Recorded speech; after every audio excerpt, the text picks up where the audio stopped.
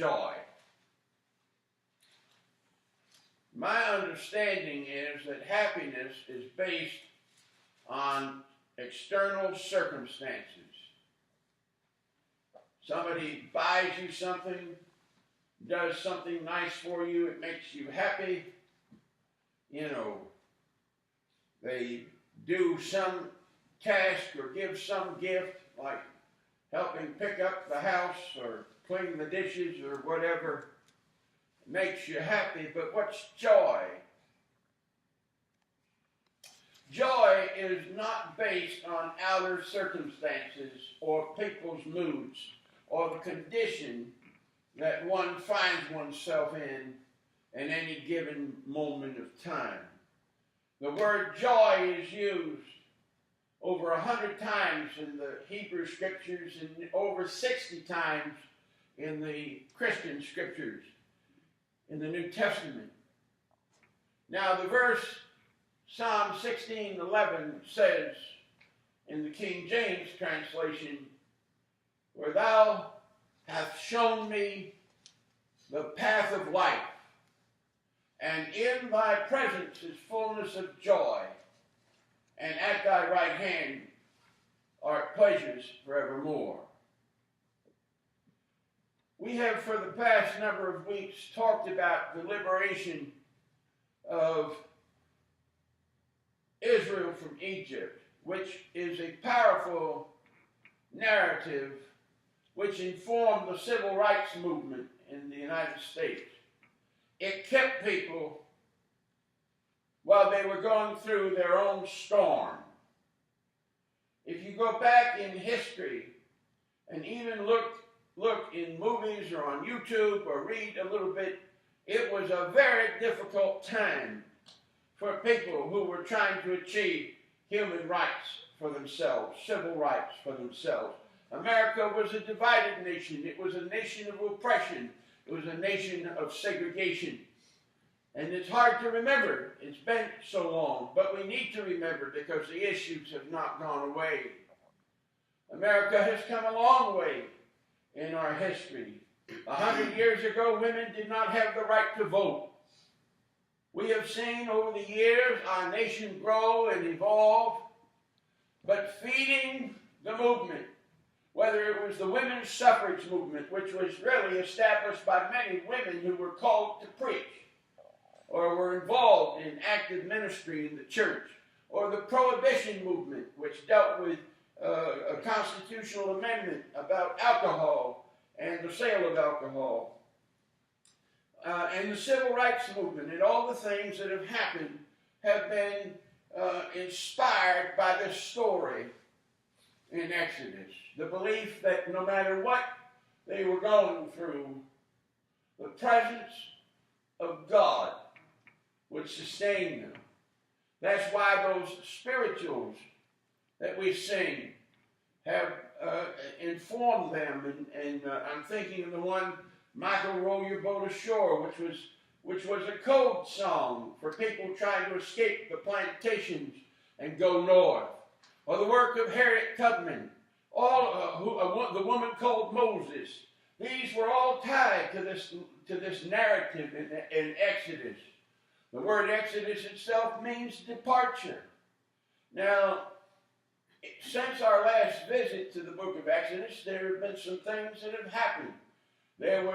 Moses did go with his brother. He did ask Pharaoh to let God's people go, the people of Israel, and there were all these jerk promises and yes, you can go, no, you can't go, and it became worse for the people of Israel before it became better. I have found that to be true, that generally, when you're trying to make a major change in life, things generally can get worse before they get better. And that's how it was for the people of Israel. Chaos. The taskmasters and Pharaoh imposed difficult rules. Now they were supposed to make brick without straw, and there were all kinds of repercussions. In fact, the Israelites were so sick of Moses, they said, "Why do you keep going down? You're making our lives worse." That was true in the civil rights movement. There was no there was no easy path for people to get freedom. People paid a great price to be free. People lost their lives. They were killed in the name of freedom. And so this Black History Month and this time in which we think about liberation, we have to think about what happened. What were the people of Israel thinking? Well, first of all, some of them just wanted to let the status quo rule. And when we are looking at change in life, very often it's easy for us to just fall on the way things have always been and to sort of despair. Oh, that'll not change. That'll not get different. It's always been that way. Or my favorite is, they've always been that way.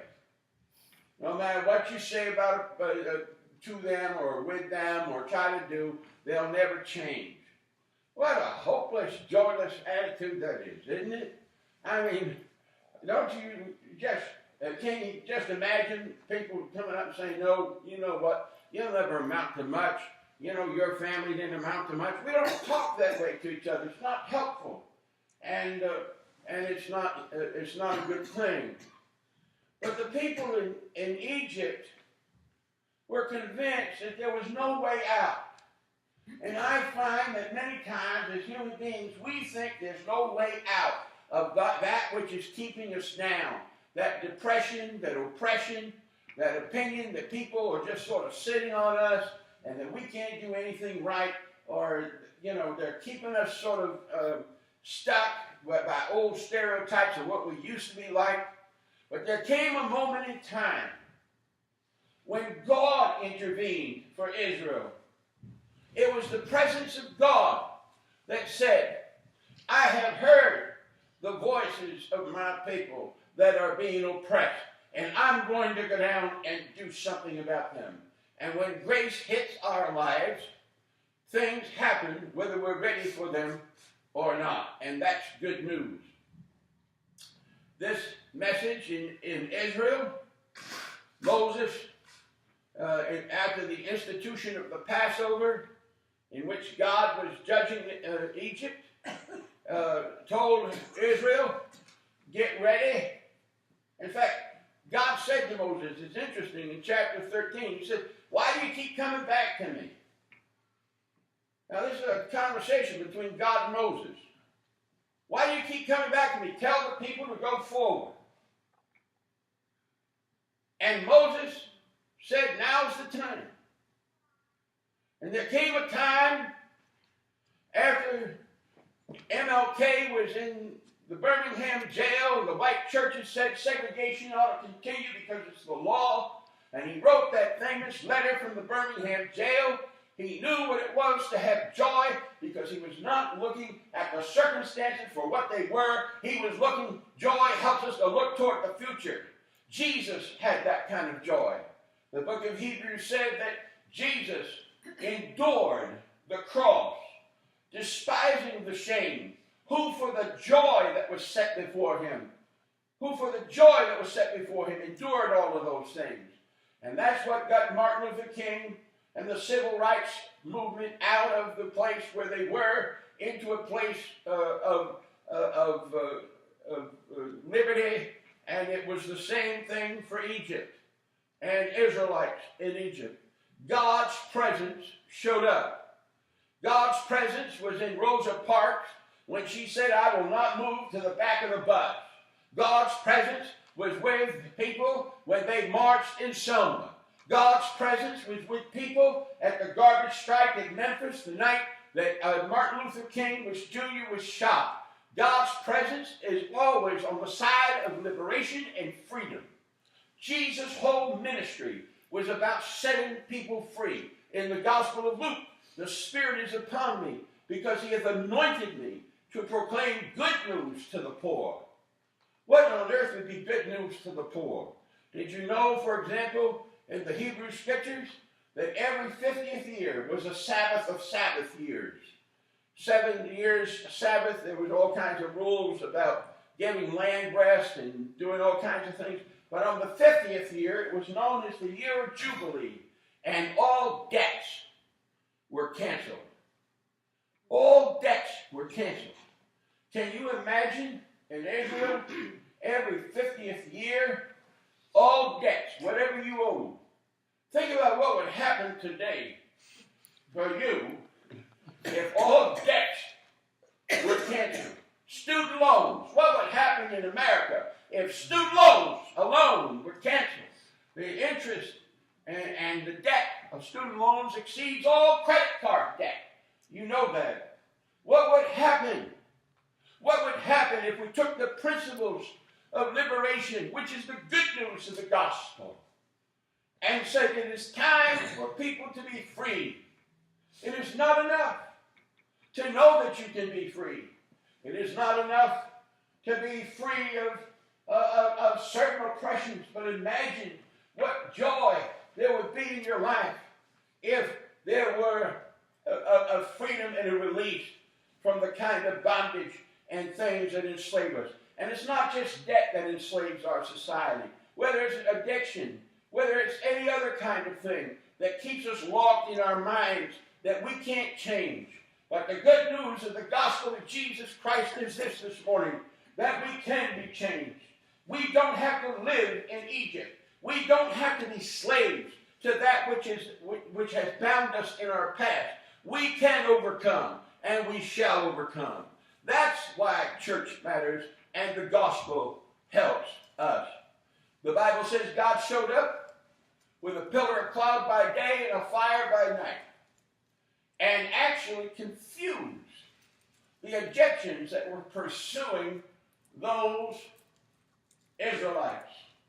It was darkness to them on one side of the cloud and kept them in a quandary. They couldn't touch the people of Israel as they were leaving. And then on the other side was a fire, the story goes, so that the people who were leaving Egypt could leave.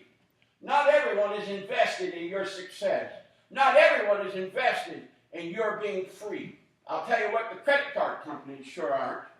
And I'll tell you that there are people you know in your life that perhaps are not interested in you getting freed up from what has been keeping you stuck.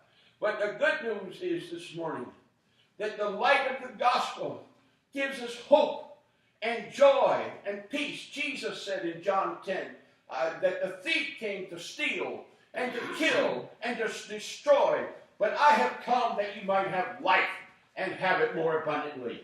Have joy.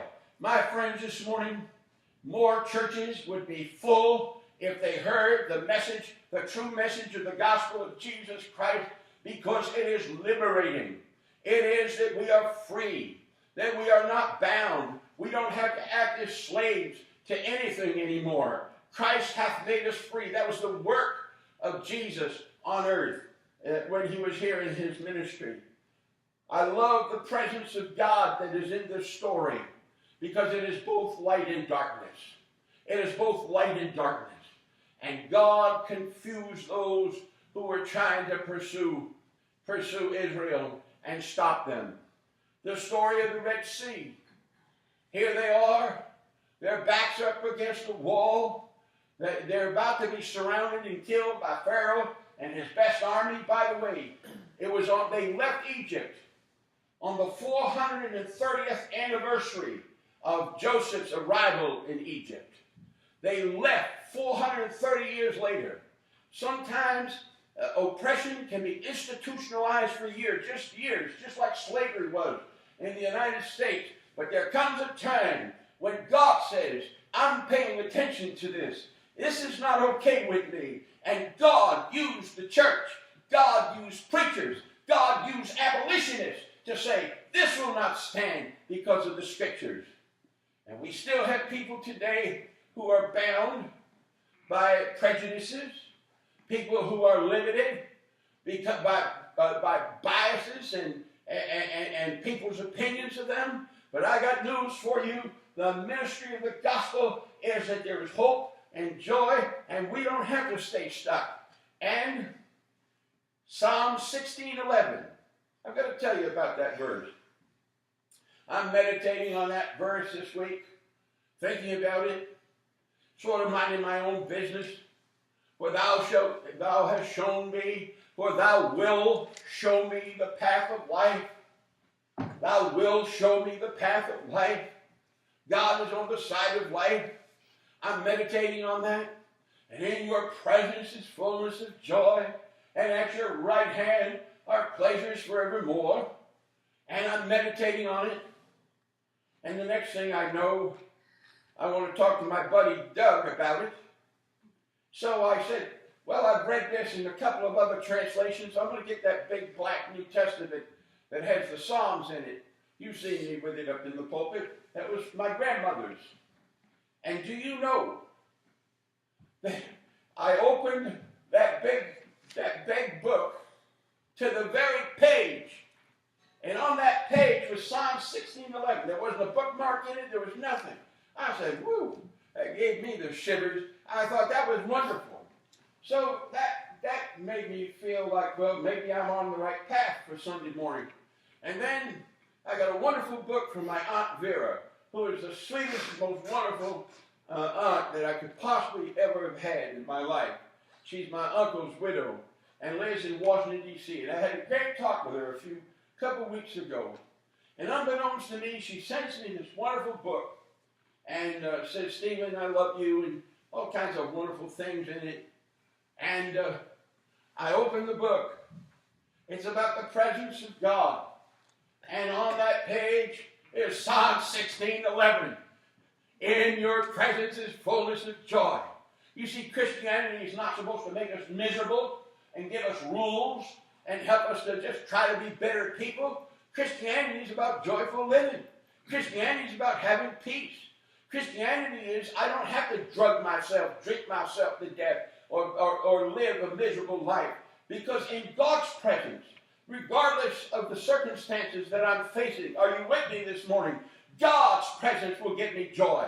That's what kept Paul and Silas when they were in jail. In the 16th chapter of the book of Acts, they had been beaten because they were preaching the gospel of inclusion, which meant the Gentiles are part of God's family too.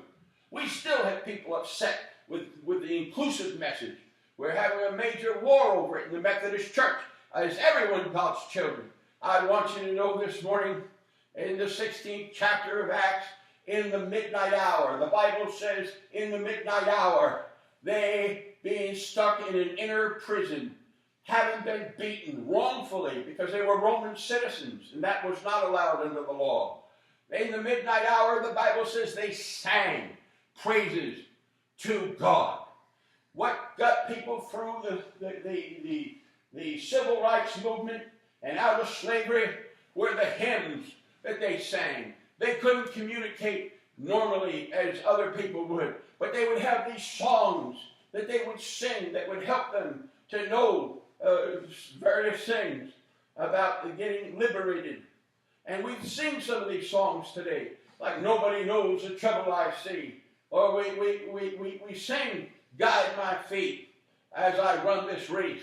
Why? Those spirituals in the midnight hour kept African Americans in this country, kept them, gave them hope, gave them the possibility of joy. And in the midnight hour, Paul and Silas were there singing and praising. What worse time to be singing? When you're in the middle of a mess and your back is bleeding from being wrongfully, unjustly punished. But the Bible says that God sent a shake-up at the jail, and the place rocked literally, and the bonds fell off of them. And the jailer was so upset. He came in, he had a sword ready to put into himself and commit harry-carry because he just thought everyone was going to run away. But Paul and all of them stayed there. And he came, he said, what do I do to be saved? What do I need to be made whole like you? The song will keep you in your midnight hour. Joy will keep you when things are not going well. Joy will keep you when you're a man like Martin Luther King writing a letter from the Birmingham jail. Joy will keep you when you're trying to get liberated. Joy will keep you and give you a hope and a vision that your life doesn't have to stay the same as it has always stayed. You can be changed. You can have that presence. Well, the good news is, here's the Red Sea. Israel's ready to give it all up. They said to Moses they were depressed. I know you don't know anyone depressed, but they were depressed. They said to Moses, weren't there enough graves in Egypt? Now we're going to have a watery grave. But oh, the presence of God was there. And the waters parted. And they walked, the Bible says, over on dry ground. God makes a way for us when there doesn't seem to be a way. That's the hope of the gospel. You look at your situation and you say, I don't know how I'm going to fix it. I don't know how it could ever be better. How can I have the kind of peace and joy and security that I need? In his presence, he will show us the path of life, and in his presence is fullness of joy. This is why prayer is important. There are about 8 kinds of prayer in the Bible. I'm not going to cover them this morning. You can breathe. But I'm going to say to you that prayer and the presence of God will keep you in the midnight hour. And as you look toward not what your present circumstances are, but what your circumstances could be. They had a vision of the land of milk and honey. They had a vision, when they could hang on to it, with Moses' help, of not living like they'd always lived as slaves in Egypt. 430 years. And we think if we've been living some way for 4 weeks that we're just miserable. 430 years, things had gotten worse for them. But oh, the Red Sea opened. God dealt with those who were treating them unkindly, dealt with them seriously. And the people went on. And the Bible says in Exodus 15 that Miriam took out a tambourine and began to dance. And the women danced when they all got over the Red Sea. I'm here to say this morning, Christianity is not about theology. It is not about reading the Bible through in a year and hoping you'll be a better person this year than next year. Christianity is about the living Spirit of the living God helping you to be free of that which would hold you back from your ultimate potential. Well, happiness is based on circumstances, but I'm voting for joy. Happiness is fleeting, but I'm voting for joy. Joy will keep me.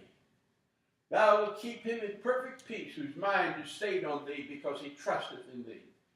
And in that presence is fullness of joy, and it will get me through the storm. Trusting that presence is a process, and we're going to sing about it now as you turn in your hymn book to 328.